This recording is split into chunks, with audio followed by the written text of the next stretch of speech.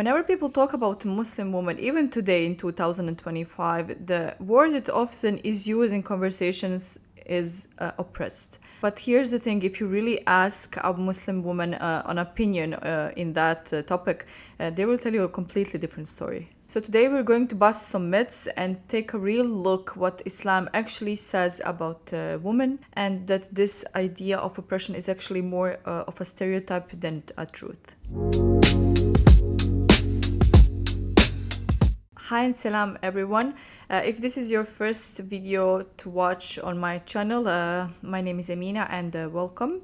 Before we start today's topic, I really want to say that I really believe that there is women in the world that are really oppressed and dealing with this problem daily. And all I want to say in this video that oppressing a woman and oppression of a woman, it's not connected to religion and it's not connected to Islam. It's really connected with culture, corruption, and men not taking the real meaning of Islam. So what does this actually mean?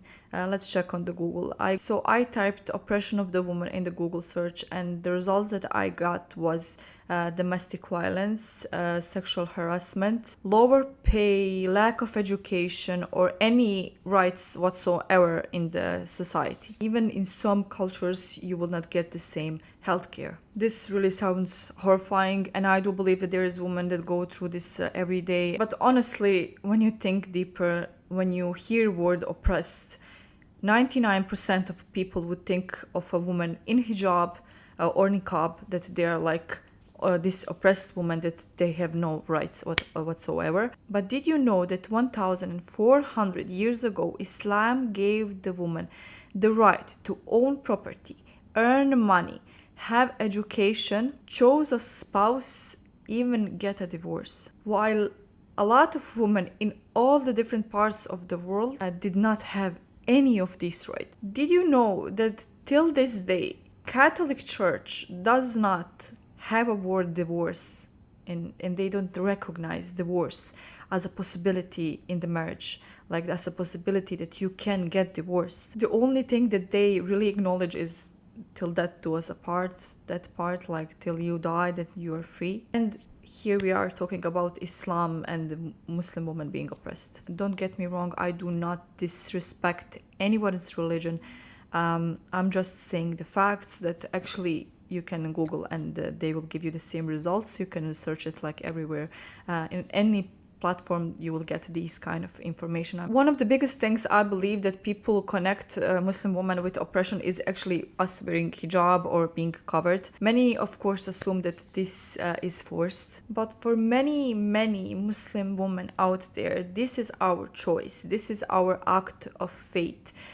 This is how we identify ourselves. Did you know that even Bible says that you should cover your hair? I actually have my laptop here, so I'm gonna read you the paragraph from the Bible, what they say about the head covering. So it says here, "For if a woman does not cover her head, she might as well cut her hair off. But if it is a disgrace for a woman to have her hair cut off or her head shaven, then she should cover her hair." So for me, actually, I really, truly, deeply believe in this, what I'm gonna say. Wearing a hijab is actually making you feeling more powerful. Why? Because I'm basically out there saying you cannot consume me with your eyes. Like you cannot see everything that I am. In the world where women are judged by the looks and they are reduced by the looks, why don't you be like, I want to step out of that game. Like I don't want to be like everybody else. My favorite topics in school were history, so we're gonna go back a bit in a history section, and I want to mention a few historically important women in our religion that I really look up to. So of course the first woman that I would always mention if I have to compare, and I want to be even a 1% of that woman, would be Khadijah radiallahu anhu, Prophet Muhammad's wife, of course, the first wife. She was this amazing and very strongly, successfully businesswoman. She owned this market spaces, and she was extremely wealthy. Aisha radiallahu anhu, Prophet's second wife, she was this amazing scholar, like, and teacher. She passed into generations thousands of hadith from Prophet Muhammad. So she was this amazingly educated woman in that time. One thing that I really didn't know, but I was so proud as a woman when I found this information. Did you know that the first university in the world was in Morocco, and it was founded by a woman, Fatima al-Fihri? So where is this oppression that we're talking about? Like, where is this silent Muslim women that are like oppressed and they are not powerful? So to be completely honest, where does this oppression of Muslim women actually coming from? Well, it's coming from the Western media. If, let's say, for instance, a Muslim woman chooses to be modest, it's called oppression. But if non-Muslim woman chooses to be modest, she's called empowering. Why do we have these double standards? Maybe, just maybe, if we stop